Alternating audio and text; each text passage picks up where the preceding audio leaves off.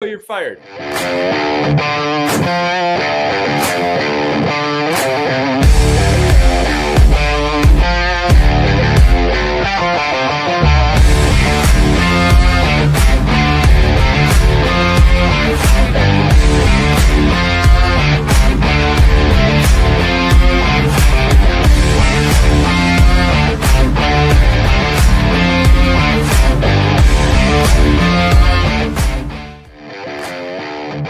Welcome to the Whitetail Advantage Podcast with your host, Brett Bovin.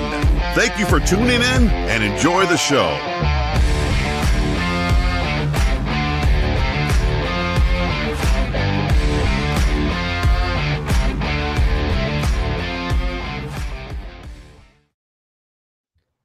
All right. Welcome to the Whitetail Advantage Podcast. We got our little bro deuce here below me here, Brett. Hey, I need you to go ahead and change that intro from Brett Bovin to tonight's special guest host, me, and future full-time host, Brett. So, okay. Now, welcome to the Whitetail Advantage Podcast, guys. I'm your host, John. We have Brett, the Squatch, and someone I have been following for a while, Andrew. Andrew, go ahead and introduce yourself, brother. What's going on, guys? I am probably the least deserving person to be here. I've been hunting for not long at all, and apparently you guys just invited me on. So we'll see how this goes. This is going to be interesting. I feel like I have very little to contribute to this conversation. So my whole aim is to learn from you guys. If I can do that for the next little while, that would be dope. But you'd be surprised what we can learn from anybody, to be honest. Heck yeah. I mean, especially Brett. Well, yeah, there's Brett, you know, but I don't shy from learning from anybody, no matter how long the experience is, because I found guys that have little experience have found tips and tricks that I never even thought of. Well, that's a brown nose enhancer, you fucking libtard. Look at that. You're going to have to scrape the brown right off your face. So anyways, what I was going to say is that the newer... You're not a golfer, are you, Andrew? The newer hunters, they God. have a whole new perspective. All right, we'll bring them back in. Hold on. All right, there we go, Brett. Can you hear me now? No. Yeah. Must have been a miscommunication on your line. Brett, you got to go safe space. You got to go for your safe space. Yeah, the golf course. And he's muted again. I will bring him back. Bring him back, Jack. He's back. All right, Andrew, enough goofing around. You know, this is what we do on the show. We just torment Brett and give him shit. So if you have any ginger jokes that you want to get out anytime throughout the show, just spew them. Oh, I got some ginger conspiracies. We can talk about the Nephilim. Oh, we're going to even if you got give me one now. Let me say this: people talking at the same time. Who am I? I'm like, my ADD is tripping out right now. We're gonna do like a classroom where one of you like raises your hand, then I know. We do that. We do that. Go ahead and give us one of yours. Oh, okay. So Nephilim, right? Genesis 6, fallen angels took wives, found the daughters of man attractive. And what's crazy is when you look at the lore all over the globe, they all have this lore of giants. And very, very frequently, you know, these giants that they say they uncover, they're red haired. And so you can do with that what you will. I know there's some stories. I think it was Kandahar. There's a giant story that they tell where there's you know, in the caves in conflict, this guy was getting people, and sure enough, ginger. So time and time again, you know, how many times does it have to happen for it to be something you start to maybe consider or believe? So I don't know. It's weird stuff. We also had another host who I'm on the other podcast with tell Brett that gingers are also black people. So Brett is considered black. I'm not touching that one. From the waist up. It sure is only way down. That's for sure. All right. So Andrew, you're newer to hunting. Very just picked up archery. What made you go into archery hunting? So for me, I'm very blessed. There's this group of guys. There's a ranch over here, and I've been going on these hog hunts, kind of like a pay-to-play sort of service, but it's this really, really awesome ranch. It's Florida. There are hogs, and they feed them. You know, they got their cameras up, and been enjoying that pursuit. And then they were like, "Hey, why don't you come let's try to kill a deer. And so they have cull bucks. There was a sick buck, and that's the head behind me. It was just, it needed to go. It had it got injured at some point and clearly wasn't going to make it. So they just invited me onto this journey and onto this process. And on our podcast, Ninjas or Butterflies, we were just doing like New Year's resolutions, right?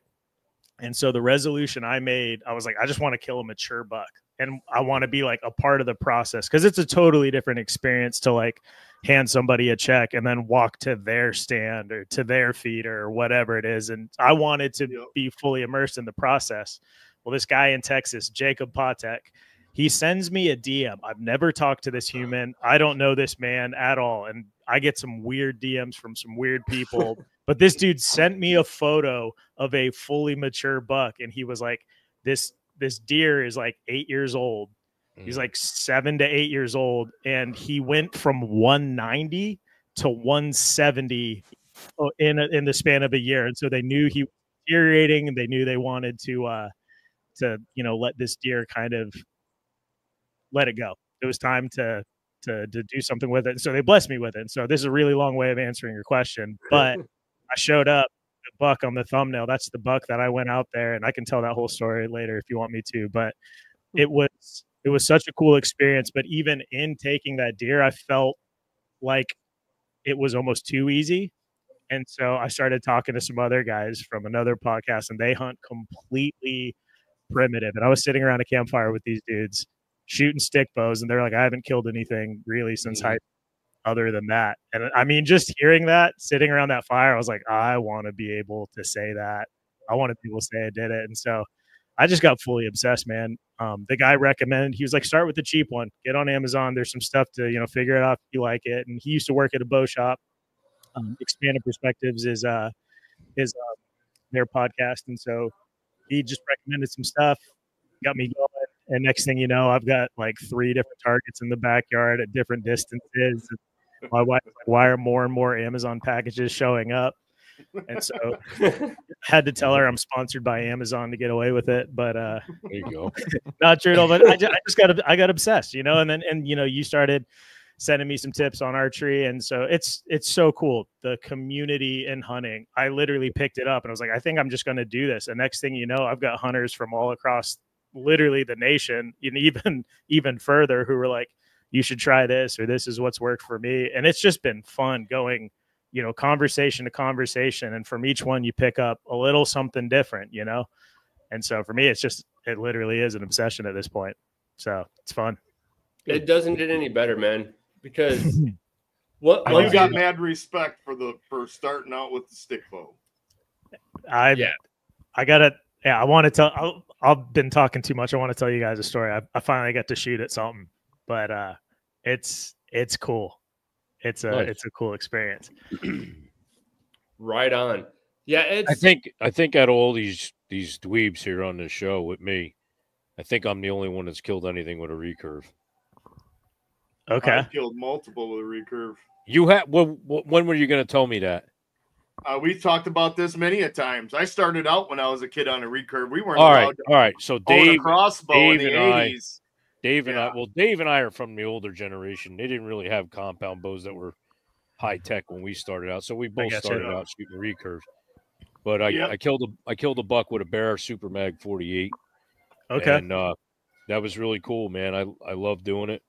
That's 48's the pound on that model? No, 48 is tip to tip on the recurve. Oh, okay. It's 60-pound right-hander. Okay. And it's a sweet little bow for a stand or a blind. And man, it flings an arrow really good, man. 60 pounds, I'd imagine. Yeah, I'd show you. It's downstairs in the living room, but took it back out. Was messing around with it this spring. I was going to shoot a turkey with it, but I never got around to doing it. I shot one with the shotgun, and that was it.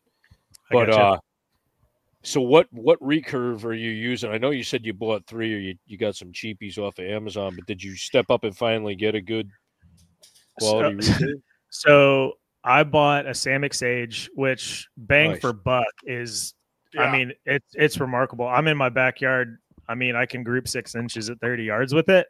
And so it's a 45 pound. I'm a left-hand shooter. Okay. And I'm got consistent with it. And so I wanted my goal. I set some goals. I'm like, set the goals, and then achieve the goals. And hopefully, I want to take ethical kills. You can go out in the woods with the stick bow if you don't know what you're doing and just be dumb. And I didn't want to be that guy. So the goal was 30 yards consistent and then take a shot 20 or less. And so I started practicing, and I mean, we chasing pigs before deer. That was also the goal. Those things are hard to kill, man. in the famous words of my one of my favorite people, Ted Nugent, aim small, miss small.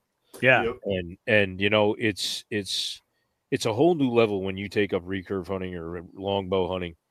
It's muscle memory to the T. Yeah. Shoot as much as you can. Worry about your form and the accuracy you'll follow, of course. But, dude, I'm telling you, when you're on fire and you finally just feel that whole shot, every time you draw back, you got that consistent snapshot, and you're letting go of that arrow, and you're hitting your target on point. It's fire, man. It's just like you're just on a whole nother level when you get out there. And you're closer. Yeah, that's one of the more pig, personal. Yeah. I mean, I heard the pig I shot at. I heard him breathing underneath my tree. It was like you're up and personal, and so I like that challenge too. You can't. It's easy to get within 150 yards of a deer. You could be on the other hill. But are you using carbon arrows? You're using carbon arrows? Yeah, I've got I don't even remember what they are. Because Heritage, the Heritage Carbon Express, they're like a wood green. They actually look like a regular wood green arrow. I got them from my recurve. They look pretty cool. I gotcha. I forget what I was shooting, and I'm also I'm learning to fletch my own arrows and doing all that. There you go. Good, man. And so I've got my everything's Amazon. They literally should send me checks. Dude, it's fine. It's fine. Yeah. But I got this thing, ruined a bunch of arrows, and so I bought a set that I found that was just already left helical. Yeah. And those, I mean, they fly great, but good for you. Good. But it's so cool. I've literally just, this front room, which is supposed to be my wife's lovely entryway to our house, has turned into my bow room. So there's my arrow cutting stuff over here, and the bows on the wall, and all the other. It'll get moved. Maybe. My archery shop has been in 4 different places in my house right now. I'm down in the basement now. There you go. And Dave lives in a trailer, so how that worked out, I don't know. Well, I got a hole dug in the ground. Little hobbit hole in the back. Yeah, I got an outhouse underground. He's got one of them storm drain doors. He goes down underneath his trailer. Yeah, a Connex is bigger than my trailer. I love it. All right, so you've been shooting a while. We've seen all your videos on Instagram and stuff like that. So what else are you doing to prepare for yourself for this season to be successful? Yeah. Okay. So I really do have to shout out the kid's name is Trevor and his buddy Kanan. I didn't grow up with hunting, and so being my age, I'm 36, and kind of trying to jump into hunting in Central Florida. It's so everybody's already got their properties. It's all bought up, and since real estate development is so huge, you're not going to go anywhere around here. 10 acres is going to cost you way over $100,000, anywhere in this area, and so getting access to land is a challenge. And so my buddy Trevor and his buddy Kanan, they just literally were like, hey, we got some properties, and kind of in exchange for access to those properties, and really it's not a fair trade at all, but they're like, you can hunt these spots. He's got access to a 16 acre that it's not mine, but it's more my responsibility taking care of that. And so I put a feeder out there. I've got a camera out there, I'm going out and swapping corn and doing a little bit of recon. And so he'll go out with me. We have over a 300-pound pig, which it's 16 acres in a neighborhood. So we don't know how on earth this dude is 300 pounds and still kicking. But I mean, the photos of him, his teeth are wrapped up around his head. We're going to try to get him. But he took me in. We needed to fix the feeder. Squirrels had gotten to it. But sorry, my neighbor's got a loud bike driving by.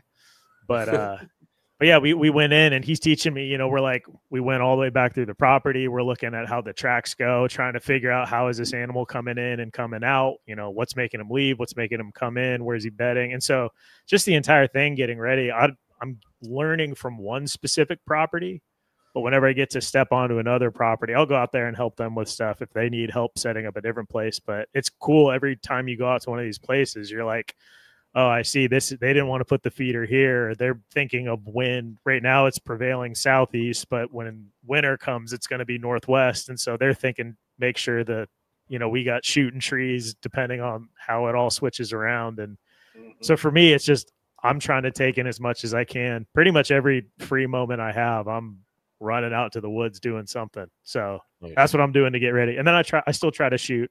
I've been pretty bad at it recently. Work's been crazy, but for a long time I was consistent with the recurve at 100 arrows a day. And then I just got a new bow. I got a Hoyt, what is it? The Redworks, the RX4, the carbon speed bow, and crank that thing down to 70 pounds, and going from a 45-pound recurve to a 70-pound speed bow is quite the difference. So not quite pulling that thing 100 times a day, but I'm practicing. So we'll be ready. We'll be ready. Good. Your muscles, different parts of your muscles start getting sore after you start using that higher poundage bow. Dude, I remember when I went. Oh yeah, I bet. I remember I went down to an archery school hosted by PSE 2-3 years ago, something like that now, and everyone would go there, but they all had their target bows. I was the only one there with a hunting rig. So we're all practicing. Like, all right, we're gonna shoot about 50 arrows today. I'm like, 50? And don't get me wrong, I was a lot more in shape then. And like, all right, I got 20 in the. All right, I'm feeling good, feeling a little tight though. Got to 30. I'm like, yeah. Nope, fuck that. What pound bows do you guys draw? I have a 70-pound Matthews phase 4. Okay. I shoot 70. I max it right out. Okay. Yeah, I got a 70-pound PSE Omen, but I got her cranked down to 65. Okay. I've got a 65-pound Elite Era for my whitetail bow up here, and then my out west bow is a 74-pound Carbon Elite Era, or not? Yeah, the Elite Era. Now, the competitive side of me, as soon as I hear somebody say they got me by 4 pounds, I'm like, I'm just going to go twist my string and get to 75. That's right. Yeah, that was I was shooting a 65-pound bow forever, and I was shooting it just fine. I'm like, I'm going to bump it up a little bit. I mean, I've had my shoulder worked on. I've had 4 different shoulder surgeries on it. So I'm like, dang, I'm feeling comfortable with this. I'm going to bump it up to 70. I wasn't with an 80-pound bow, but I was like, nah, I'm not doing that yet. Yeah, it's going to be my next bow. I am going to order an 80-pound Mach 34 carbon. Just go 90. Why not? Yeah, don't be a fag. Just go all the way out. Go balls to the wall. Well, Brett's got us beat with the draw on his crossbow. What is it, like 140? I'm pushing 200. I'm not gonna touch the crossbow debate. Oh, we touch everything. We put hands and fingers and the fucking. Well, hey, that you don't want people clipping that. It's been also someone will clip it. I'm not really bad for Brett a couple occasions. So now, what all are you hunting down there in Florida now, Andrew? Are you doing just pid and whitetail? So that's what I have primarily have access to. We have Osceola turkey too, and then everywhere's got squirrels. But my targets right now, I want to kill a pig. I was saying I want to kill 2 pigs and then a doe before I go after a buck with the recurve. But I want to tell you, I'm going to jump into the story about the pig. I shot a pig, and man, for an invasive species, this is like the hardest thing I've ever hunted in my life. Like, it's insane. I sat over 5 times after like a pig was dialed, and then he just wouldn't come in. And so, I mean, long story short, we were going to call off a hunt because one of those like crazy Florida storms came in. I mean, just like absolutely lighting everything up. And then we went, and one of the guys is a lineman that I was hunting with. And he was like, actually guys, he was like, we're right next to like a power line area. And he was like, the safest place for us to be, because of the way these lines work, he's like, we're gonna ride out this storm underneath the power lines. I was like, this is I mean, it literally got hit while we were sitting under it, and I mean, he wasn't wrong. It hit it and sent it sideways, not down to us. But it's like you hear about these stories where like people don't expect anything to happen. Like, we shouldn't have been in the woods that day. It was sketchy as heck, but sure enough, we go up a tree, we sit for like 3 hours, and sunset is like, I think at 8:25 or something like that. And at 8:29 in last light, literally I look down and 8 yards from my tree is this 200-pound hog. And like second time I've been up that tree, I have the recurve. I mean, everything is dialed. And we had the mosquitoes in Florida swamp, or I mean, they'll pick you up. They'll pick you up. Been there. It's been there, done that. Don't want to do it ever again. It's insane. They make fun of me. I basically wear like a lunch lady hairnet, but I like mosquito. I pull it over my face, and I've got like a shooting glove, and then I wear like a winter glove, and I just like tuck in my saddle. I'm like, so the pig walked out, and I'm like fumbling with the thing. I'm trying to pull it off of my head. My buddies are like, he's right under you. What are you doing? I'm like, I can't see because you got an anchor. And anyways, it's like a whole thing. So he's 8 yards away. He turns off. I mean, he gave me the perfect quartering away. He's about 10 yards when I, launched the arrow. Man, I stuck that thing. I sent it straight through the lungs, and I didn't get a pass through, but I think what it did is go lungs and then stuck in the other shoulder, because I got a photo and there's maybe like 6 to 8 inches of arrow hanging out of him. But on a 30-inch arrow, I shot a stinger with the little bleeders. I'm trying to remember the name of the broadhead. It's the Magnus stinger. Magnus, yeah. It's on Brett's shirt. Yeah, it's a Magnus stinger. Oh, that's a fucking broadhead. But yeah, I mean, I plugged it. Horny. That thing, we tracked that pig for on Onyx. You hit your start point and you start blood trailing. Yep. I mean, pretty much 10 yards from where I shot him, he's already dumping like blood with bubbles. I mean, perfect lung blood, exactly what you want to see. And we're going through the swamp, 1.23 miles. We blood trail, and he's dumping the whole way. We get to the end. We get to the end of this, and there's a puddle, and I'm talking 2 hours of trailing. We're like, because it's Florida swamp, so it's not even a trail. It's hurricanes have blown trees over, and then it's overgrown with weeds. So there are parts of this track when me and my buddies are hands and knees just with a light down a tunnel, like literally. And made sure the guy with the gun was in the front, because you never know when the pig's going to double back. That's sketch, man. It fully was. I almost stepped the last time we were out there. I came this close, like literally 6 inches from stepping on a pygmy rattlesnake. Like this is Florida. And so, anyways, we get 2 hours in, 1.23 miles. We get to a clearing, and he clearly like was crashing through and then stopped, bleeding the whole way, and left a puddle of blood. And then that was it. We spent 30 minutes grid searching, and I do not understand how a pig can run or walk but bleed for 1.23 miles with lung blood the whole way and still have it in him to get somewhere where we can't find him. So that was my first. I know he's dead. There's no way something lost that much blood and kept going. But that's my first. I'm going to call it a kill, but didn't recover. So it's my first kill and my first heartbreak. All in my first time up a tree with a bow, my first shot. So I'm going to pull up a photo. I hope it's going to translate when I put it up on the screen, but it's cool. But man, I have a question for you when you pull it no, I can sometimes do two things at once. So you don't have really any hunting mentors in your family or friends, like, I mean, growing up teach you, correct? I grew up in, Destin, Florida. No. Fort Walton Beach, Destin, Florida. It's like the Panhandle. They call it like the luckiest fishing village in the world. Anyways, all my buddies fish, and I fished, and so my weekends were always fishing. So I was always like adjacent to guys who did, but I was on the water, or I was like fishing. I wasn't hunting. So I was around it, but it was never, something that I really went and did. But I guess the point with that is because in my opinion, if you don't have a hunting mentor to teach you those downfalls in hunting, like how to cope with it and mentally get over it, because it is a mental fuck with your brain. Like it will like tear you down. Like you basically get to the point where like you just want to quit hunting in general. As a new person in hunting, you also recurve hunting your brain. I commend you for that, because you don't hear a lot of people going straight in archery brand new with no hunting mentors really. and let alone going into recurve. Everyone's getting like high compounds, like the new traditional type stuff. How did you overcome adversity like that and cope with that type of mentality? Because you really kind of had to do it on your own in a sense.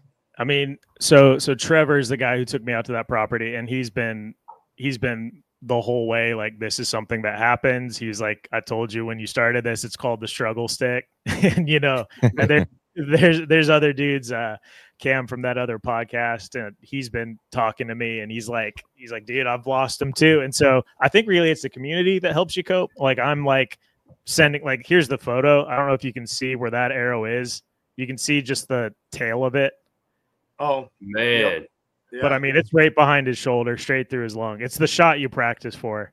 And so I sent that photo and videos and photos of all the blood to everyone I know who does hunt. And every one of them's like, good shot.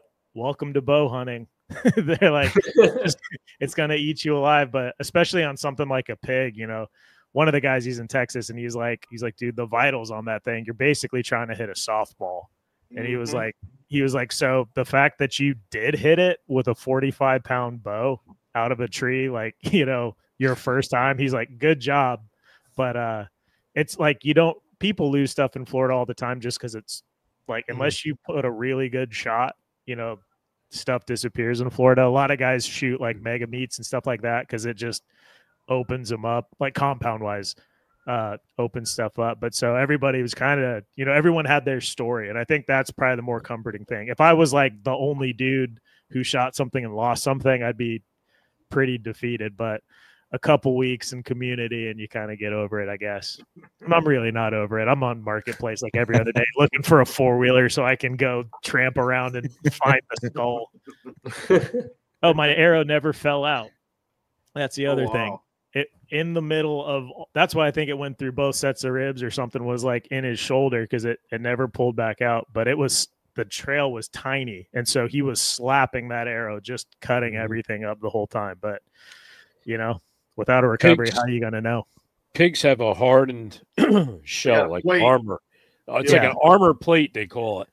And you being shooting a 40-pound bow, it's amazing you had blood. I'm surprised the arrow got into where it had to get into and get enough lung vital, blood down on the ground. That's a good deal. You got him on probably like a quartering way angle or something like that. But they coach the guys who kind of walk me, but they coached me. They were like, not only quartering away, wait for that front leg to step out. And they're like, it's going to open up a soft spot. And I drilled him. I mean, I did what I should have done, but that's cool. That's cool. What you going to do? Happens to all of us, man. Hunting and not killing. Yeah. It happens to all of us. And anybody that says, oh, I never wound anything, you're full of shit. Yep. Yeah. I used to say that when I was only a rifle hunter, because 35 Remington packs a hole at 50 yards. But, my favorite gun, been carrying it since I was 12 years old. Heck yeah. But I just switched up to the 45-70 this year, so I'm going to blow a bigger hole and stuff. I'm going to try to downsize. I wasted too much meat on that big buck I shot. I shot that 35 Remington, and I was a little more forward than I should have been, so I took out way too much shoulder. But it's good for that. It's good for that. So what about you guys? It makes that jello. Now, what are your whitetails like down there in Florida? I know dogs with hooves. Small. Yeah. I mean, that right there. That's a good one for down there. No, if you know where to go, there's people who are, I think it's, there's a difference between like how you mean that question. North Florida is basically Alabama, and you got bucks. Like I've seen, well over 150 inches go down if you know where to go, or, a family's owned a property for a while and managed it well. We have real deer. But when you're talking about public land where, I think Florida law is it only has to be like 10 inches aside or like 3 points aside or something like that. And man, they let people run dogs over here, and, not saying that's great or not, but when pretty much everything is chased by dogs, it just completely changes what the animal's going to look like. So you got to be willing to trudge through some stuff and have the time to spend a couple days doing it before you're actually going to find a deer that, anyone from any state would want to kill. Now your season is opening up pretty soon, right? September. I think September 14. Yeah. Is it? Okay. And even I think sooner in South Florida. I know they've already got some bucks. I've seen videos of some bucks chasing does already. South Florida is weird. Oh man. Yeah, I think South Florida opens in like mid-July or something like that. It's something like that. Yeah. I think isn't Florida one of the longest running seasons throughout the country? I mean, they run into January. I know that for sure. So September to January at least. Maybe not any of Florida then, but I know some state down south. I thought it was Florida. Runs from like September to fucking March. Dang, I think that's what it seemed like. I must be wrong. I'm most likely wrong, but so that could be a skewed statistic, and I'm just talking out of left field right now. But it could be like it starts so early way down south, and then North Florida is like more on like I think they rut in like January, and so North Florida might be a totally different thing. But is that even fair? It's like a 15-hour drive from one end to the other. So I mean, you know, you're going through some climate changes for sure. I don't know if it's fair to call it the same season. Right? Absolutely. Man, that's crazy. 15 hours in the same state, and it's Florida. There's no elevation change. Oh yeah, I-10 sucks. I-10 to 75 to I-10 is the worst. It's pine trees, and man, you go through some. Y'all heard of the villages? Oh yeah, I've been there. That's a sketchy, weird. Are you kidding me? Brett's one of the village people. Of course he's been there. My grandparents, they had a retirement home there for a long time till they got rid of it and got their own different. They moved it to a different place down there. Retirement home. Until they retired from a retirement home to another retirement. Yeah, basically. Yeah, the traffic that comes out of those retirement communities gets gnarly. You'd be doing 70, 80 miles down the highway, and then next thing you know, someone rolls out at 45 miles an hour. And I drive a Jeep, so it's sketchy. Especially at 1:30 because they're going to have dinner. Yeah. You'd be surprised they party. This question is completely out in left field. But how does it feel to be living in a state that's a retirement state? You know, I mean, I don't know. It's like anywhere. I don't know. I'm just curious because here in Michigan, people don't come to Michigan to fucking retire. People go to Florida to retire. They go to Arizona to retire. Texas. I got you. Yeah, I don't know. I mean, it's pretty like the things that I do and the things that I'm into, like I'd never really overlap. Like when I'm driving home is when I deal with that, but I got a straight shot to the woods and a straight shot to the beach. So for me, it's pretty standard, but yeah, they help drive real estate value up. That's for sure. See, my younger sister, when we were younger, she hated old ladies. She hated grandmas. And she'd be making those jokes like, "Oh, let's run over the old grandma. I'm slow as shit." Jeez. Yeah, my sister was dark, man. So last week we did a little odd episode, and we were talking about conspiracy theories and stuff, right? Let's go. Yeah, now we're talking. Okay, this is where I'm stepping it up here. All right. Last year here in Michigan, we got hit hard with EHD, like chronic wasting disease, right? They blame it on the warmer weather and the flies. Now I brought it up to Brett last week. I'm like, well, it's to me, that's not right. Florida has extremely much warmer weather. It's a more humid environment, and there's no CWD or EHD in Florida. Now, have you guys noticed that, being boots on the ground, any EHD or chronic wasting disease or anything? No, I haven't seen any. I got like a buddy of mine. He has a lease in Georgia. And I know it's like because Georgia has it, which, you know, one state away, it can be, it's pretty like the laws about like if you harvest a deer up there, I mean, it's got to be processed before it comes across the border. So, I mean, I don't know anything about its transmission. I literally haven't experienced any of that. Haven't seen anyone, you know, even like rumors, haven't heard of it being around. So knock on wood, it's not something we deal with. Oh, absolutely. So I was looking into it, right? Because there's this huge conspiracy in the hunting community that it's made from insurance companies. Huh. Get this. It's like the insurance companies created EHD to kill more deer so they don't have to pay that much in car insurance claims. Now, if you look at where EHD hits the deer most, right? Michigan, we have one of the highest insurance claims in the entire state. Then you look at other places like Missouri and Kansas and Nebraska. All these, I don't know what it is, but all these states that have really bad EHD cases every 5 to 6 years have the highest insurance claims for deer car collisions. Mm-hmm. That's interesting. Mm. Is there At any, what is there point any, do you start seeing a correlation? What, buddy? Yeah, correlation and causation, right? Like that's the debate. I'm curious, is there any have they found anything weird with chronic wasting disease? Is there anything that would make people assume it wasn't something that naturally developed, or is it all just the correlation of the the accidents? So a lot of it has, so once you start getting CWD or chronic wasting disease covered by the media, then that's when just everything goes wild. And that's when they'll make the claim that, EHD is really hitting our deer herd population hard this year. And net story miraculously is, car collisions in the U.S. killed X amount of people. And then it just goes hand in hand, at least here in Michigan. I gotcha.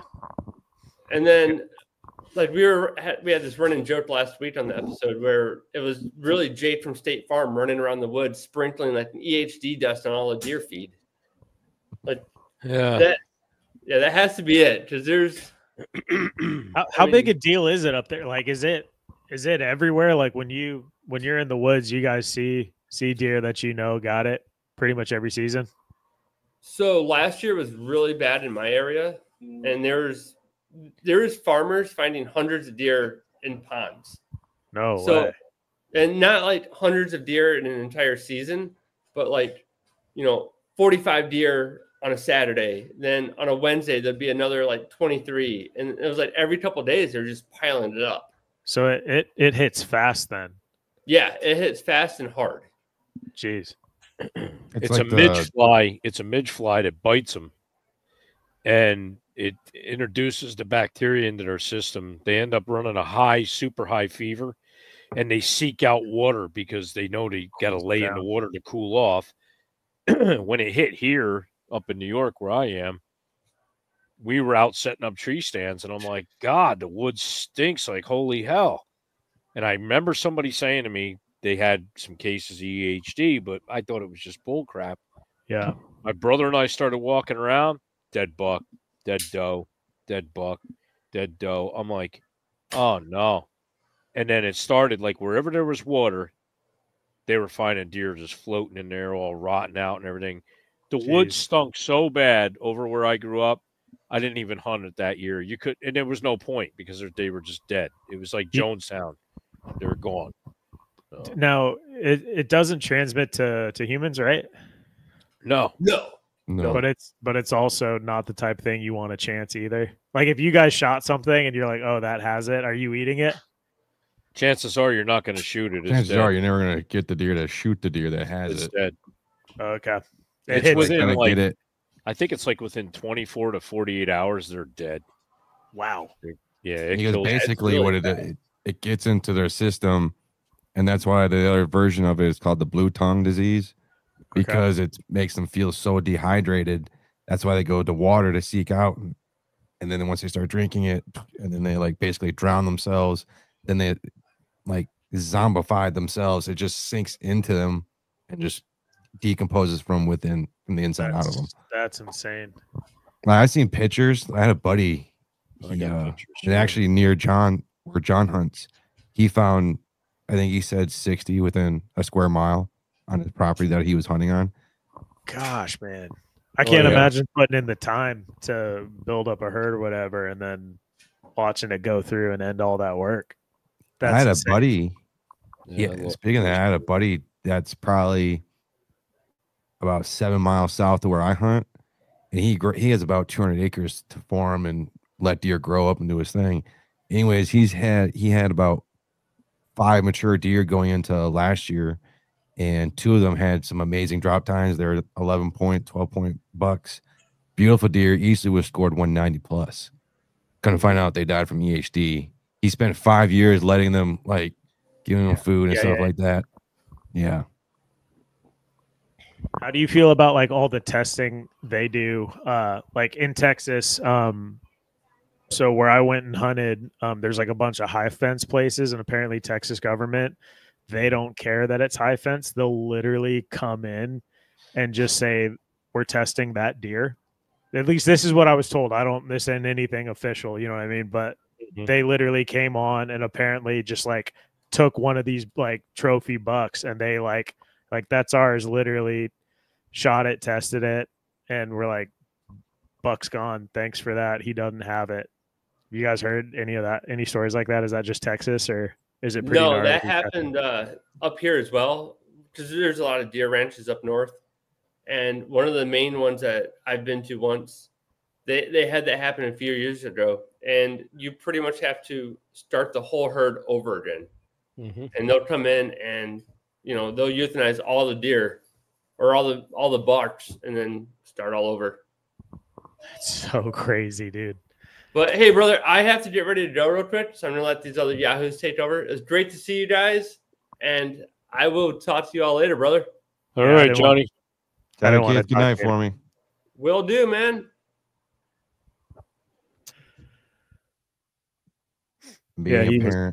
He was boring. He really is boring. Just kidding. No, so I want to ask you guys, because I want to feel like I'm not alone. You guys said you know you guys have shot and had to swallow the pill of not locating. Like tell me what's the one that got away? I want to hear that story. Oh, the magic 8-ball for me. What's that? Man, so I was probably 17 years old.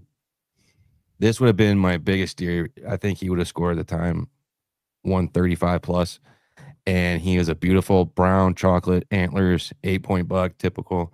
Beautiful, beautiful deer. Comes right in front of me, shot him. And I, now knowing, I hit him in the no man's land right below its spine. And we were tracking him. And then my dad was, obviously he had more experience obviously than I did. And we were tracking him, and he's like, Brad, that deer is going to live. And we just kept going and going. And I was just turning like a little freaking baby of that deer. I swear, we tracked a good 2 days. We're like hoping that like he would do it, because he did show signs of like, all right, there's good blood here and there. And then it just turned out to be nothing. And next thing you know, we're all the way on the other side of 2 properties over and crap. We're like, yep, it's done. Yeah. It still haunts me this day, and I'm the type of hunter where I'm going to push the limits with my shot and shot placement, because I trust in what I do and I trust in my process and stuff like that, my equipment. But sometimes shots are going to happen.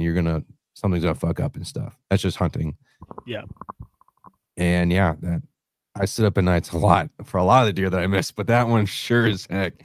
Yeah, that one. Man, that would have been an amazing deer to actually have and put up in my wall, or just have. That would be amazing. Yeah. How far was the shot? 20 yards. Dang. Yeah, that's what made it. Even like it was like a chip shot type layup shot for me.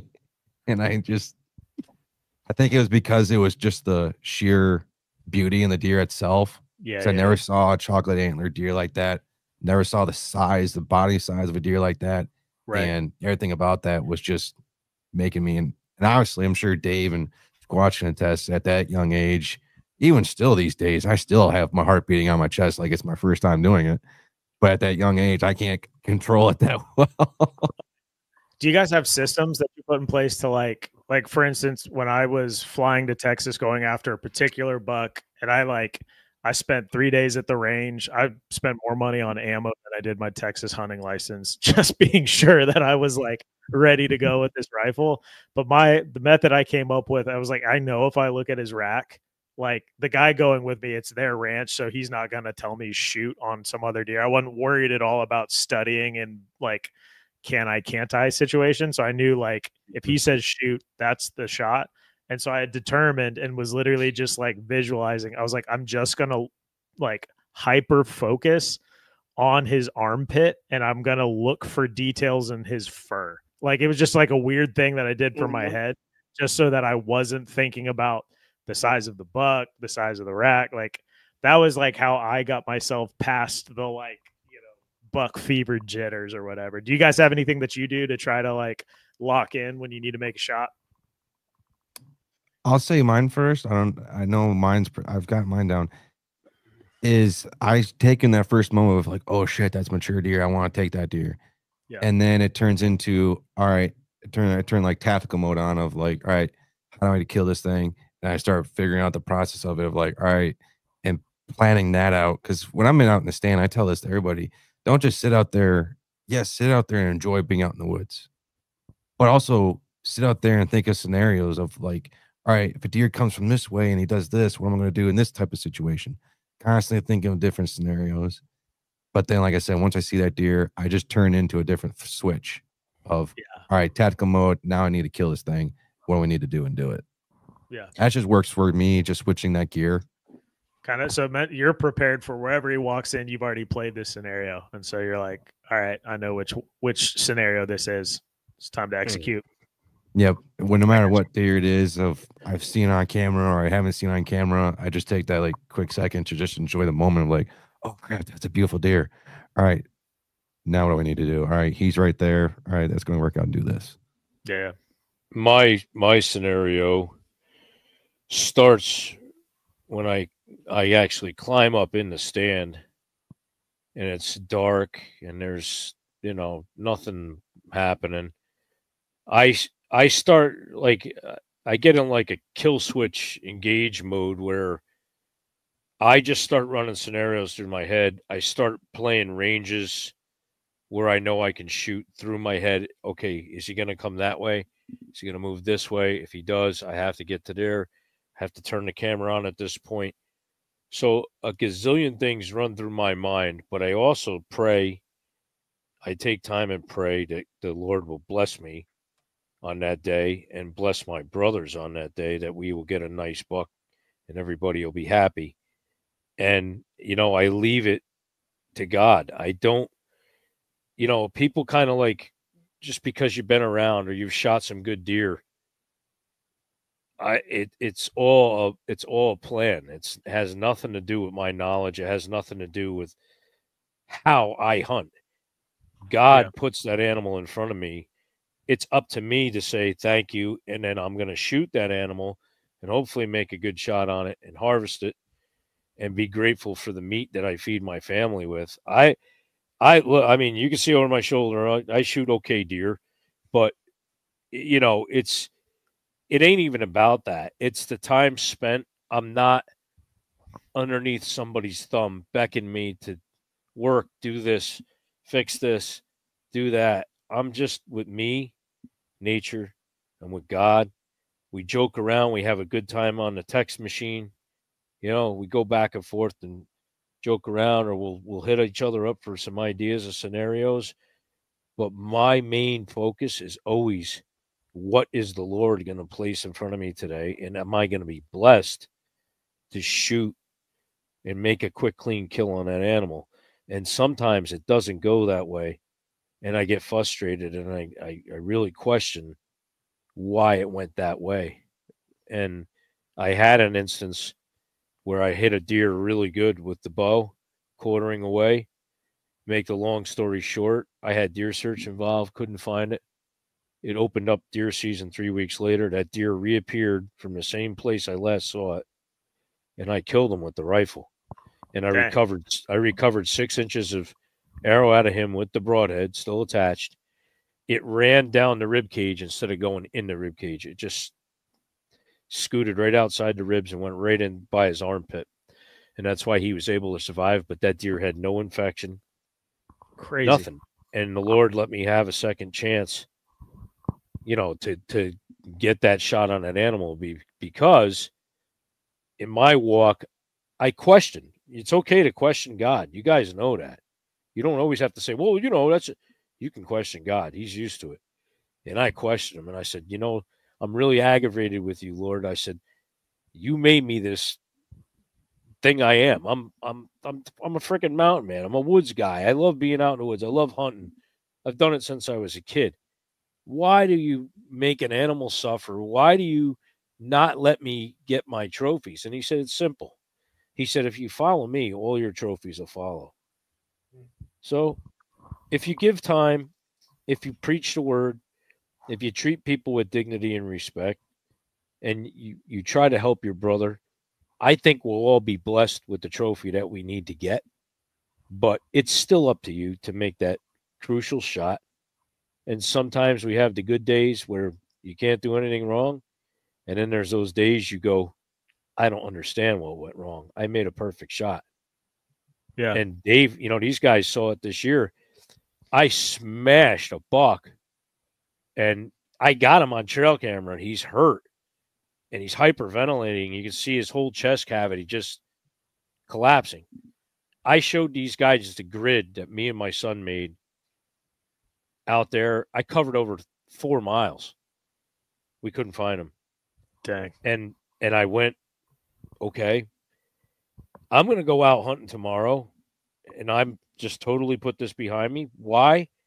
It's not my fault. I made a good shot. I think I hit the deer good, but it was God's will.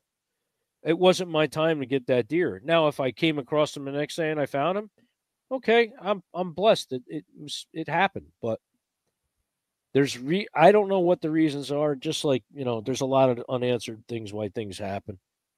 But I am a guaranteed believer, and we've all experienced it together here on this show and when we text. Dude, I'm praying for you. Yeah, man, I'm praying for you too. I hope you get them. And then I shot, and they were like, I knew it, man. I knew it was this morning. I knew you were going to have success. And it's like I said, man, there's just more to it. Deer hunting is deer hunting, but there's more to it. There's a whole picture. There's a whole meaning. There's reasons why people are brought together.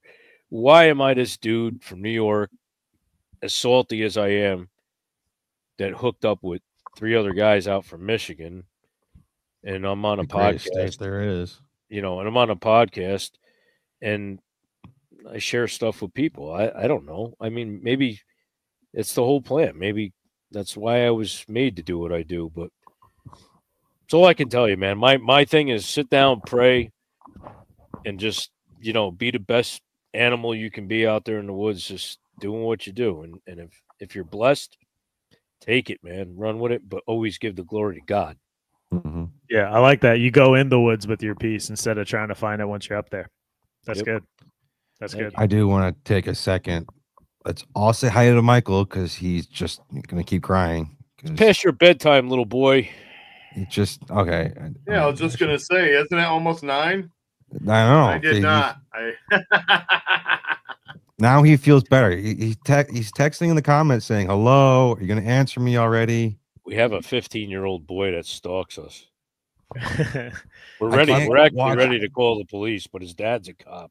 So my buddy in Texas is in the chat too. Shout out Patek. You want to see some? Hey. You want to see some football highlights? That guy played football for the University of Hawaii. Dude's a beast. Did he play with? Please tell me that he played with Colt Brennan. Yep. He played with Colt Brennan. Yeah, he's from that era. Boy, Brett's gonna have him. Brett's gonna have a man. Give me his number. He's coming on the show. We're gonna make a full show talking about that stuff right there. Yep. He'll do it. Jacob Patek. He is a legend. Super dope Christian dude. And nice. Speaking about God just having a plan for things, I said I wanted to do it, and you don't realize how bad you need the woods sometimes until you're in the woods. And both for him and I, they handed me that deer for free. They were like, come out, we'd love to hang out. And he was like, if you can get here, he's yours. And I mean, the whole thing, we shot that deer. Long story short, got off the plane. I get to his house at like 3 o'clock. We're an hour away from the ranch. And he's like, let's just go out there. I'm not sure. And so this is February, like 20 something. Like you got to have like permits for like ranch management, something or other, late season Texas. And he was like, I haven't seen him, dude, in like a week or two. And he's like, the bigger bucks on our ranch have shed. And he was like, I'm telling you now, he's like, we got some other things we can chase. I'm not going to waste your trip. But he was like, we haven't seen this deer in a while. He was chasing doe and then he's gone. And I was like, oh man, like, you kind of start making assumptions. And I literally get off the plane, jump in the rental truck, haul out to this place. He's like, let's just go throw corn and, maybe we can spook something, see something, like just to kind of game plan for the next day. And we come around like the last corner down the Sendero, and that buck, he literally is just like, stop. He's like 300 yards away. He's like, that's him. And I mean, from 300 yards, I've got nothing. I got no binoculars, nothing. And I just see this halo sitting on top of the ridge. Excuse me. That buck is so tall. Like the rack isn't just wide. It's like, it's insane. I mean, he scored. I mean, this is just an eyeball score, like unmeasured, but they're guessing he was like 170 inches, and he broke off like 3 points and like some drop stuff. And he was still that big. They thought they were giving me a 170-inch deer. And then when they started like looking at him, he's like, I think I just gave you what would have been if he didn't break it, like a 180-inch buck. But anyways, I'm rambling just because the dude's awesome and he gave me an opportunity of a lifetime. But he was like, I think I was meant to put you on this deer. I think you were meant to come out here. And, to my disbelief, he said I was a blessing to him too. So it was a freaking rad experience for me. And then when your first mature buck, your first Texas buck is a 170-inch buck, you kind of get hooked pretty easy. Oh yeah. Yeah, that scored 170. That's right. I mean, this dude shot elk, mule deer. He has every right to look at something and call it, but we didn't tape it. We just brought it straight to taxidermy. He's like, that's a 170-inch deer. So they scored it a 10-point at the place when we dropped it off. But that was with all the junk and broken stuff not counted. And so, I mean, the thing was, it doesn't look real. I mean, to me, especially coming from Florida, I'm like, this is an elk. This thing's huge. But yeah, I'm hooked now. Everything in Texas, everything's bigger in Texas, though. I know. That is. You guys hunted South Texas? No, but if you ask Johnny, he'll say that every 2 seconds that he's going to Texas to hunt some axis deer. He never shuts the fuck up about it. Yeah. Yeah. Oh, if you didn't know, he's also going to Oregon to hunt some elk too. Yeah. Dude, that is so. I don't want to like completely derail this, but I'm learning from you guys. I'm experimenting with arrows. I got some Warhead arrows, and those things are great. They're I bought some of my own, and then Johnny Boy sent me some, and I've been experimenting with everything, like literally like all over the place, different sizes. I've got I'm curious. Right, yes, sir. What are you shooting? I'm shooting the reins, and I shoot a 250, 11.5 grain per inch. Yeah, with the outserts that are 95 grain plus my 100 grain broadhead. It's about a 540 grain arrow. Sure. Yeah. Well, I like kinetic energy when I hit an animal. Yeah. Dave, my co-part here, he just hooked me up with CBE sight, the Tactic. And I had about an 1.5 inch drop on that sight tape from 20 to 60 with these arrows. Now, if I was worried about it like I was shooting 3D, okay, I'd shoot a little bit lighter spline arrow. But most of my boat was the drop? From 20 to 60 yards? 1.25 inches. That's it? Yep. That's crazy. My drop was way more than that. Even shooting a lower, you're misunderstanding me. I'm sorry. My distance. If you took a mock tape, to figure out your thing. So the distance on that mock tape was 1.5 inches. I got you. I got you. If I had to guess, I'd probably drop 6 or 7 inches. Okay. I was like, that has to be 100-pound bow or some crazy. No, it's a Matthews. It's a Matthews Z3 70-pound bow, but I like the range. I've shot everything pretty much Warhead. I got Johnny on with Warhead. I was hooked up with Jason. I went out to Ohio and actually hunted with the owner Jason last year, and and Quentin. Quentin's now the field staff director. I know both of those guys a lot longer than most of these guys. But yeah, I took up Warhead. I ran the exothermics for a while. Nothing wrong with them. Love them. Great arrow. I just went to the reins because I like the finish on the you know, it has that nice finish to it. They're a little bit more straighter and they're a tougher arrow, and I could get the grain weight that I wanted. But you know, just like my rifles, I like kinetic energy. I like stuff that hits hard, and you know, that's why I went down to the 250s. You know, it's I'm not worried about it. I don't shoot anything outside of friggin' 30 yards anyway. So gotcha. Hit them with a ton of power. You know, I mean, just mash them. You know, and I shoot rec broadheads. This is that's the FX4. Okay. That I shoot. They also make a really cool mechanical. I'm a fixed blade guy. So I'm down with them. They're like a big muzzy, like a muzzy on steroids, the way these are built. But that combination with the Warhead, and you know what's nice, I had a couple issues with the glue that I was using to glue arrows, not only just on my arrows, but Broadside Ambush Frank, good friend of mine, did his arrows for him. And the nice thing was I picked up the phone. It's a small little hometown company. And I said, "Excuse me, Jason, I got an issue." "Oh, you know, we had a problem too. We got bad batches of glue. I'll send you everything back out." That's awesome. You know what, man? I'd rather do business with that than guessing games, you know, or, you know, sorry, we can't help you. If you got a problem, if you got a question, you can reach out to them. Or one of us, and we can correct you, man, and help you out. So my question for you, Andrew, is there anything has you questioning right now? Like, well, maybe I want to try this. I'm not saying that we're experts or anything. Here, I'm gonna grab my bow real quick. Yeah. So speaking of things being ordained, this was crazy. It's a nice bow. So this is the RX4, this thing, and I just bought a cheap quiver just to shoot in the yard. I'm going to get something a little better. This thing makes noise when I shoot it, so I'm not going to keep that on. Side note, I never shoot with my quiver on when I'm in the field. Really? I do. Mine's affixed to my bow. I gotcha.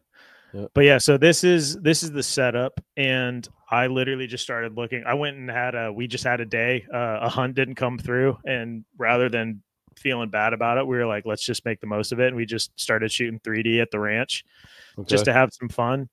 And all like one of my buddies, Trapper at Chichak, he is, I mean, an absolute killer. Could have been a guide in Alaska, but decided he wanted to do some other stuff. But I mean, just killed more bears than I can count, and is a freaking hammer. Like, he's one of the guys who actually will get out of the John boat and try to swim to shore with his bow. Military guy, kind of psycho in the head, but in the best way. And anyways, he's like just as tenacious shooting. And so I'm with all these dudes who are absolute killers, and I've got my recurve, and they're like, they got a block target out at like 70 yards. And they're, you know, it's one of the Morel, the dice or whatever. And each of the 4 dudes picks a circle out at like 65, 70 yards, and they fill the circle. And I'm shooting arrows like into the sky, trying to dial it in. And so anyways, so I decided to start looking, and literally the pawn shop down the street had this bow. And I'm not going to tell you what I paid. This is where I want your expert opinion. What do you think? I mean, nothing wrong with it. It's not scratched up. String's good. I brought another buddy who shoots and has been shooting forever. I was like, hey, you come look it over as someone who has experience. The RX4 Turbo Redworks by Hoyt came out in 2001. What do you think a bow like that should sell for? With the stabilizers, the Redline carbon stabilizers, the So basically everything on that bow. Everything. I'm trying to remember who makes this. Did that bow come out in 2024? No, not 2024. 2020 or something like that. 21. 21. That's right. I think the Turbo came out in 21, but the RX4 came out in 20. I mean, I'm not really. Are we going the price of then or the price of now? Well, no. I'm just basically I'm trying to get 4 gentlemen to. I'd say $2,600 the way it sits right now. If you went out and bought it brand new that way. What do you think? What do you think it's worth used now in perfect condition? 700. Yeah, I'd say 650, 700. Yeah. Well, I don't know about that. So you have. Are you the second person that's owned? You're the second person that's owned it. I'm sure that's what the pawn shop would have told me, but who knows? Good point. And it came with a travel like a airplane grade case. It's a Hoyt, right? It's a Hoyt. Yeah. Hoyts themselves, those bows are freaking expensive out the wazoo. Yeah, but bows depreciate more than anything on the planet, more than cars. I know that, but you're gonna try and sell it as a. I'm gonna say you're probably looking at $1,000 to $1,500. Okay, so I was seeing stuff on eBay around 1,000, and I got it for $700 out of the pawn shop with the case and all the stuff. And so I felt like I was getting the deal of a lifetime. And the craziest part is because Hoyt runs the you have to change the mods to change a draw length. You can't just change it on your own. You got to have the mods. Yeah. And I learned that after buying it. It was like, oh no. but literally took it in the yard, got myself I got a whippersnapper thumb button. That's what I shoot. But literally drew it back, and it is literally my peep is set, my draw length is right. I was just like, this was freaking meant to be. So I literally had to do nothing to it. That's a good deal. That's like a golden egg. Yeah.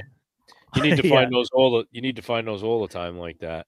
I know. But so now the challenge is I'm shooting this thing. I've got it cranked to 70 pounds. And to your initial question, what is like some of the stuff I'm working out? I love those warhead arrows. I got the rain suit 250, and I run what's the like half in, half out. I think it's like 50 grain that comes with it. Yeah, 55 grain, half in, out insert. Yep. And then I run 125 grain. That's what I run my broadheads or my field points. Yeah, and funny. I love it, man. 30, 40 yards. It punches. I noticed past that, which we have like some wide open properties where we just go have fun. But I noticed it really, just because it is a heavy arrow, it does start to have some duck. And so my question is there any, like if you were going to go and hunt something where you're going to have to make a poke, Patek, the guy who put me on the deer, he went after an elk, and his first shot was at 70 yards.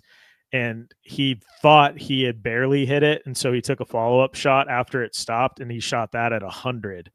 And so like I'm the type person, I have no plans to go after an elk right now or a mule deer or anything where I'm going to shoot wide open and far out. But my thinking is like, if some random opportunity was to come, I want to be, that's what I'm pushing toward now. I want to be consistent to 100 yards. And so I've been tweaking with other arrow brands and other stuff, lighter setups, trying to get something, learning from a lot of the elk guys on YouTube, just trying to like figure out an arrow that they think shoots flat to those like 70, 80, 90 yard distances.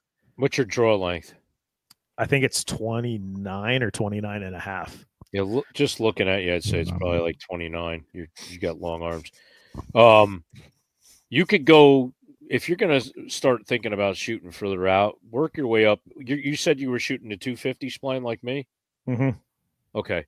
You could go as far as, you could drop down do like 2.5 cranks on each limb down on your bow. Just crank it down 2.5 limbs or 2.5 turns on each limb. That'll bring you down about 5 pounds. You can drop your arrow spline to, I would say a 300, 350. I would talk to Jason. You could probably squeak away at a 65-pound bow at your draw length with a 350 spline arrow. I'm curious to see what that's going to give you, like 7.5 greens per inch, I believe. If you go to a 300 spline, you're going to be at 9.8 greens per inch. If you make it up with your half out cert, you got to keep in mind your FOC. You should be about 12, 13 on your FOC. Definitely for hunt arrow. I'm a little higher than that. I know that because I run. It's fine. That's fine. If you're even in 15, 17s and that, you're okay. I mean, back in the day, we always went like 7% FOC. I mean, it was asinine because everything was super light back then. But you can like, you know, like I said, if you kick it down, because 70, you're gonna have a lot of flex in that shaft if you go real light, especially at your draw length. And it's cranked down now. It's fully maxed out. And the RX4 is what's the figure when they rate bow speed? There's like 3 letters. IBO, yeah. This bow's IBO, and I know that's shooting basically a chopstick to come up with the figure, but it's 350. So this thing is this thing slings an arrow. My buddy shoots Matthews. He's kind of like teaching me, and we went and shot his foam target at 30 yards. And granted, his block's pretty worn out, but he stuck an arrow, and I shot one, and it passed through and into the ditch behind him. He was like, that thing is really quick. What do you think, Dave? What do you think, Dave? I'm not telling him wrong, right? I mean, at his draw length, and if he drops it down, he should be all right.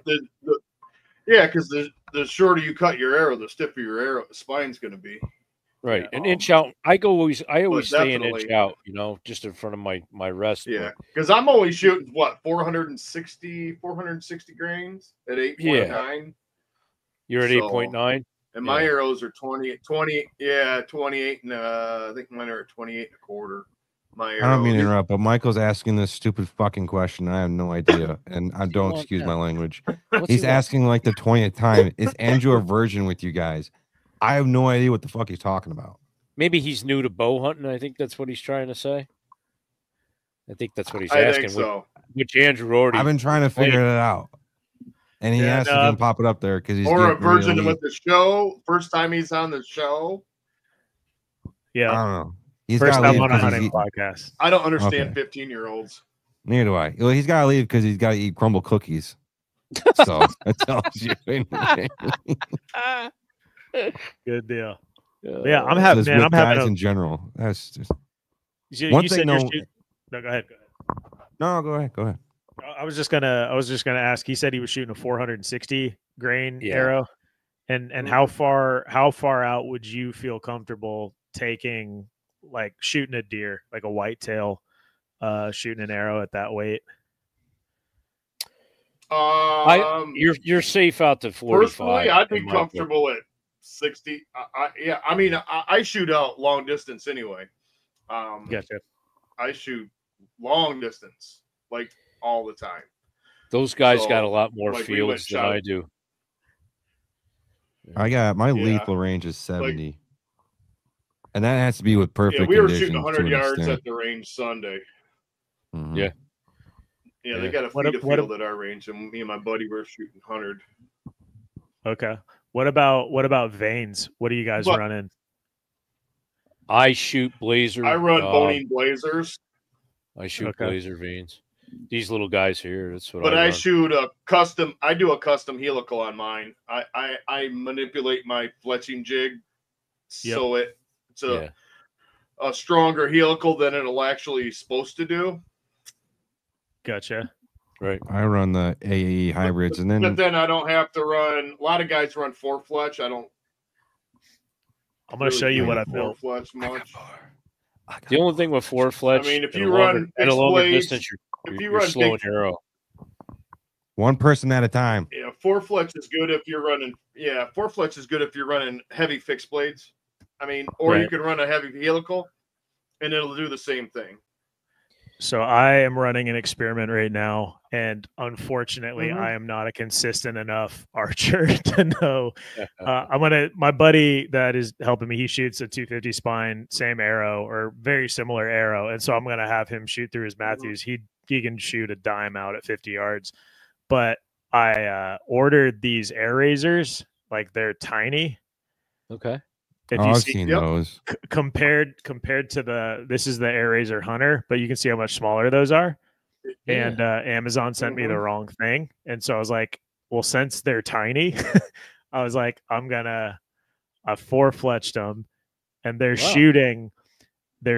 shooting like darts. And so, but I'm really curious. I haven't poked. I live in a neighborhood, and I've got like an arrow backstop and then a target behind my target. You know, I'm being safe, but it still feels weird being across my yard with somebody driving by, and I've got like a bow, you know, basically aimed at the house, or like, what's this guy doing? So I'm going to try to take these things out into a field and see what the differences are. But I don't know if you guys had any experience. Well, you'll find if you're going to shoot in an open, if you're shooting in the field with the smaller diameter arrows and smaller fleshings, you're going to have less wind drag. Yeah, for sure. Just that fourth vein is going to give you just a little bit more stability and more controllability on the back end of it all. It's really it. I like 4-flesh just because I like that and because I push the limits with my bow. So I really want to make sure that I don't really miss or anything. Well, he's got a really tough shot because he's got to shoot from his bed out through the bedroom window and like 65, 70 yards at his deer in his backyard. That's why he's got that bow's dialed in at 70. He's actually won the CERTA Perfect Sleeper Award for best bow shot ever freaking made on film. Off a pillow. That's funny. Yeah. My Pillow's another sponsor he has too. Mike Lindell. My Pillow sponsored him. He's got all kinds of sponsors on here. That's funny. My one of my groomsmen rifle shot a deer out of his childhood home and did not tell his mother in the kitchen that he was about to take his target buck from the bedroom. Can you imagine hearing that? I think. Oh my gosh! Yeah, 30-06 out down the hallway. That would echo the entire house. Yeah. Oh Jesus! But yeah, this is archery is an obsession. I love that you can literally think everything's dialed, and then Amazon sends you a wrong package, and next thing you know, you're doing an entirely new experiment, figuring something out. What was the name of them again, Andrew? So these are the Air Razor Pros by AAE. Air Razor Pros. Okay. Yep. And so I will say this is supposed to be their quote like best material. Yeah. But I will say, and they disclaimer this, I'm not bashing the company, but these veins are like, I mean, if you blow on them wrong, they will hold a scratch. Like if you shoot this thing into a target and you have to pull it out of the target, you're gonna have to refletch the arrow. It is the least durable, but they say it's for quietness. It's a very, very hard thing, but man, they fletch easy. Like they glue. I mean, this is the easiest thing I've ever glued on and been done with, and they hold a helical really well. I've had some other ones. I don't remember what it was, but I tried to do it, and they're kind of sliding around, and I'm like, oh, I should have counted to 10, not to 8 or whatever. And stuff's like trying to come up. I haven't had a single problem running the Air Razor material. But I haven't tried a ton of stuff. Do you run a primer pen? I don't. I use alcohol wipes though, which I feel just takes everything off. Try using a primer pen on your fletching. It dries the glue almost instantly, so you don't have to dick around and wait. And what's better, Andrew, too, if you can't get your hands on that, get yourself a bottle of acetone, the real strong stuff. Yep. And clean your vein with a Q-tip with acetone, and clean your actual. If you're using a wrap, don't use that on the wrap. But yeah, those primer pens, they work really good. I just did a batch of arrows for Frank using the primer pen, and we didn't have any failures, so it must have worked. Right on. What do you guys use for tip glue? I use AAE Fletch stuff, and also, what the heck's the other one? I found actually through about 20 years of experimental, this shit Gorilla Glue is the best gel glue for arrow tips. Okay. I'm trying to remember what. Oh yeah, this gold tip had an insert pull out. Grip. It won't pull out, but it dries in a half second. Yep. I mean, like, if you fumble for a moment, I have probably $100 of arrows in this room from me going, oh no. Yeah. Yeah. So I'm waiting for a child who needs like a 25-inch arrow, and so there's just a pile of my screw ups in the corner. Yeah. One thing though I will say about the vanes is depending on, you have to figure out like what you want to do with your arrow and your bow set. Like, do you want to shoot shorter distances? Do you want to shoot fixed blades, mechanical? Do you want to shoot out the longer distances? That's going to determine, do you want a longer vane with a short height, or do you want a shorter vane with a higher height? Okay. And that's going to determine. Give me your advice, because I've already invested in broadheads, and so I already have the arrow, so I can reflet stuff. So I'm shooting upon the recommendation of my buddy. You know what? It's already on all my other. I've already got them tied up. The G5, I think it's G5, the Mega Meat. That big 2-inch cutter. Yeah. And what kind of vane setup would you put on an arrow sending that broadhead? With one of them, you can put about anything on them. Okay. Yeah. Honestly, you're not trying to like correct a single bevel big, slamming broadhead. The G5 Mega Meats, they're tucked in, so you don't have a lot of stuff to worry about. But yeah, I mean, you could run those blazers, you could run those, even those little the air ones, the air razors, you could run them on that. Yep. That's gonna hurt it. That's what I was thinking. Yeah. So I still need to go to a bow shop and get my setup. Like, I need to paper tune it, and I just want it to go through. I did notice that there's a little bit of click right at the end, so I think the bearings may need looking at. Sounds like your timing's off. Yeah. So could be your tiller. Yeah, there's more than I'm capable of diagnosing on my own, but there's a Hoyt. There's a shop that works with Hoyt over here, and what do you call them? Like a certified whatever bow shop. And so I'm going to go in there. Authorized dealer. That's it. Yeah, authorized dealer. Yeah. I don't know why that was so hard for me to think of right now, but I would actually start working on bear shaft tuning, learning to do that. I want to do that. Arrow clock. I don't know what that is. I want a bear. I'll let you tell me in 2 seconds, but I want a bear shaft tune. But it terrifies me to send an arrow in my neighborhood without knowing where it's gonna go. How flat they will actually fly. Yeah. So you can buy this on Amazon. It's specialty archeries. Is that paper? Just like paper? You can buy it by the roll and build yourself a stand out of 3/4 inch PVC. Yep. And just set it in front of your target and start doing step back bear shaft tuning out to like 30 yards. Cool. And that'll tell you if you're tuned or if you're spined right. Yeah. Another good one, Andrew, to do once you're dialed in, you got your bow kind of settled up, is what they call French tuning. Okay. So in other words, you take a piece of masking tape, just run it down, straight up and down, vertical, shoot arrows into that, and then do one horizontal. And shoot your arrows into that, and that when you can hit that all in the center, you're perfectly, like, basically it's like bore sighting a scope on a rifle. Yeah. Yep. Yeah. That's how Levi Morgan does it. Yeah, I got you. And you were about to tell me some other thing I need to do, Brett. I like arrow clocking. Yeah, what's that? I learned about it about 5-6 years ago. I learned it from Levi. Basically, you're putting a bear shaft arrow on your bow, and then you knock it to the string, and then you put a little line on there, and then you step like maybe 3 feet from the target, and wherever that is starting to turn to the left or to the right, that's the direction you want to put the helical on the vane.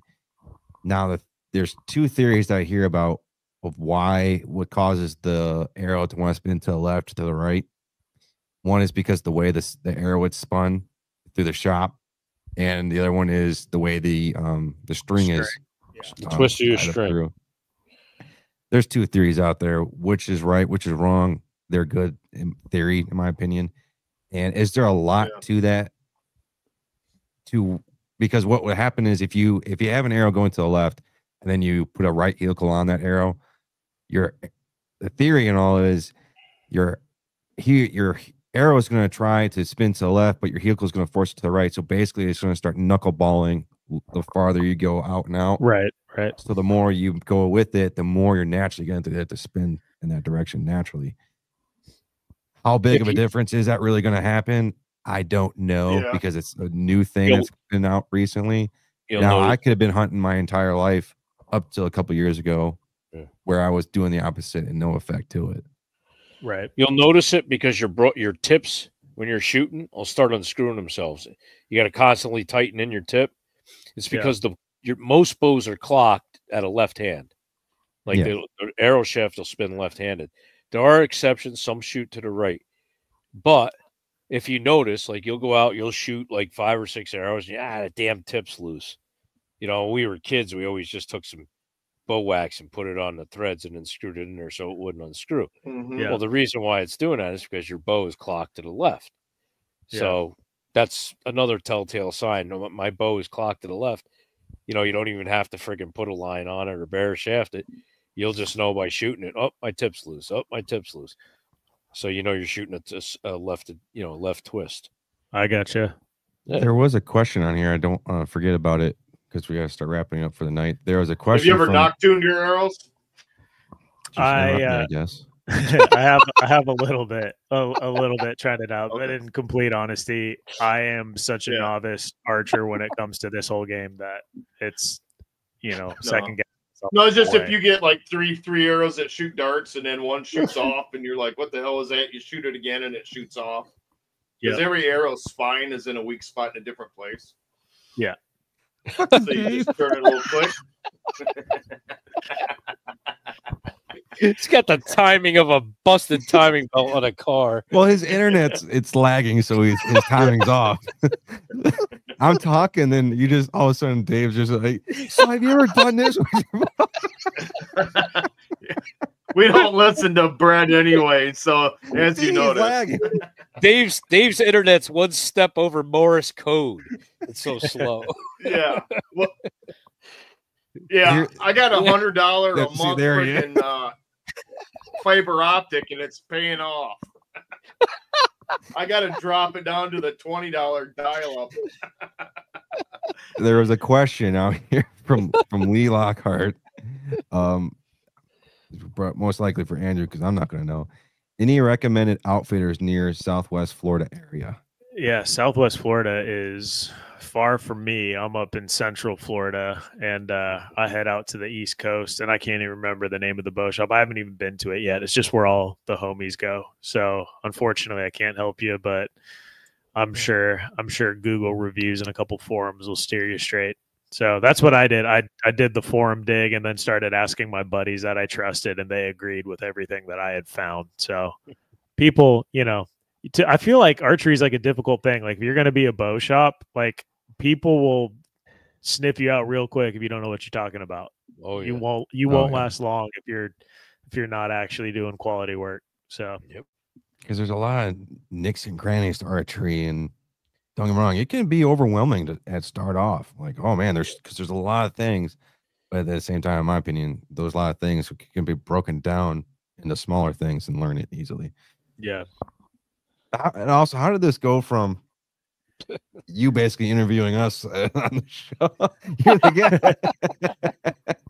That's kind of like we're fucking experts and shit. He's not interviewing. He's just being SpongeBob because he's taking in. No, I love it. This is where I tell you guys I'm actually an ordained pastor. Spent way too much time running small groups. So. Well, Andrew, we gotta start wrapping up for tonight. First off, I do want to say thank you for taking time out of your day to come on the show. We greatly appreciate it. Been a good time. Thanks for having me, for real. We got 4 rapid fire questions. We want to shoot your way though first, okay?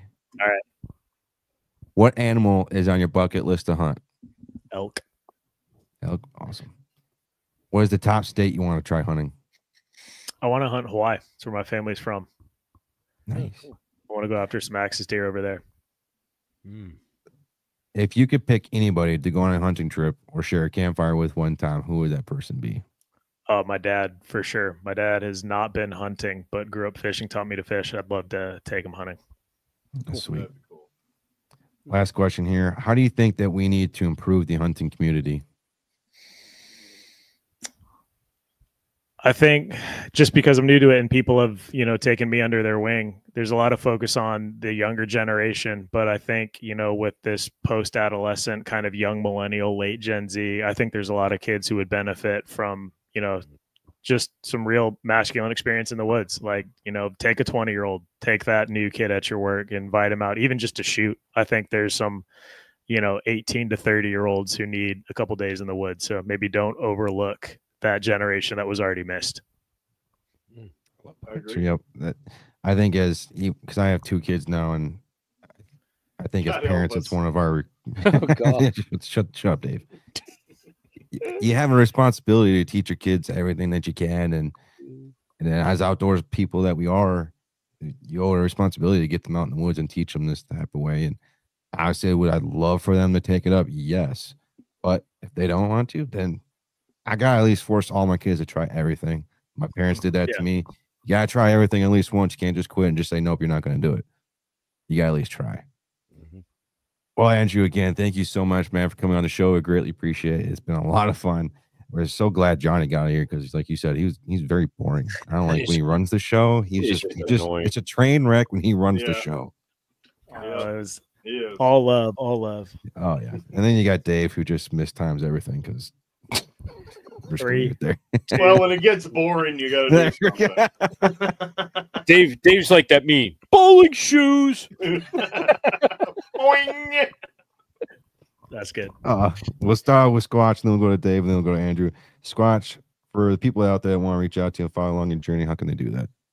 Guys all know Sundays and Tuesdays here on the Whitetail Advantage. You can find me. You can also hear me on Boondocks Outdoors with Mike Nitre and Frank Mastica. You can find me on Instagram anytime. And Outdoors and More with the Squatch on YouTube, man. Check out my little hunting videos I do. Dave, how about you, brother? Yeah, you can find me on Whitetail Advantage on Tuesdays because I don't fucking do Sundays. So because you don't have internet. Yeah. Thing all bandwidth for they Tuesday. Cut it off up until Tuesdays through Thursdays. Third world country internet where you live. Yeah, where I'm at. Yeah. But then I'm on. There it is. There it goes. He's gone. That's so good. You can find him on PSE Mobile Hunter on YouTube and on Instagram. Make sure Don't forget his Grindr account also. His Grindr account. Gee. Yeah, this was good Grindr account too. Andrew, the star of the show. How can people follow along and reach your journey, man? Yeah, I'm at the Podcast Ninja, and the podcast that I produce and I'm on is Ninjas or Butterflies, and so we have a lot of fun over there. If you're into conspiracies, I'll tease next Friday's episode. Found a discovery connected to the Texas floods involving lithium, and that's all I'm going to say because we do a deep dive on that show. But yeah, you can check out all of that, and then basically my hunting stuff is just my Instagram stories and reels at the Podcast Ninja. So I've truly had fun learning from you guys, and this has been rad. Thank you for having me. Yeah, Andrew. Whatever we teach you, don't use it. Skinny Bob, I learned from your channel, and what was it? It was the Texas flood, the drones. Cloud seeding. Yeah, cloud seeding. Yep, they do that. It's freaking real, man. It's real. It's real. Have you ever seen the movie Geostorm? I haven't. No. It's got Gerard Butler in it, and it's very similar to cloud seeding in a sense. Okay. Go ahead and check it out. Tune into Fridays if you like the cloud seeding story. The story I dropped in this next one is like had me audibly from my desk saying no way, and I was like, it hurt me to not immediately turn around and tell my buddies like what I was finding. There's some crooked stuff with a paper trail, and we dive into that Friday. Harp has been around since World War II, man. They've been manipulating weather since World War II. When's it get released? Friday, 6 a.m. everywhere. Yep. Perfect. Awesome. Well, everyone, hope you have a great rest of the night. And again, Andrew, thank you so much, brother. Absolutely. You guys take care. All right. See you guys. Oh, man. an awesome show. Glad to thank you, everyone, for tuning in to the Whitetail Advantage podcast. Like I said, this is going to conclude an episode of the Electronic Campfire. I want to say thank you to everyone. If this show made you laugh, made you think, gave you a new perspective, please hit that like and subscribe button. If you're listening to this on the audio version, make sure you hit that 5-star rating. And anywhere you can, give us your feedback, what you like, don't like about the show. We're always trying to find ways to improve upon the show. Audio versions of our podcast gets released every Monday and Wednesday at 5 a.m. Eastern Time. Also, make sure to stay tuned with our 10-ring news that we release on the shows, when shows and stuff are going to be done, not done, stuff like that. If you want to be a guest on the show or want anybody from Whitetail Advantage to be a guest on your show, head to whitetailadvantage.com and submit your request through there. Thank you to all the companies that teamed up with us here at Whitetail Advantage. Put your corner slot machine, help share a show, help grow a show. Thank you to everyone out there. We have an amazing fan base out there. We have an amazing audience out there. Everyone out there is a part of the brotherhood. Continue sharing the show. We love you all, and we'll see you next time.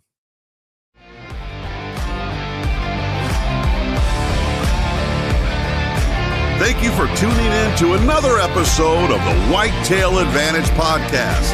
We hope you enjoyed the show, and we will see you next time.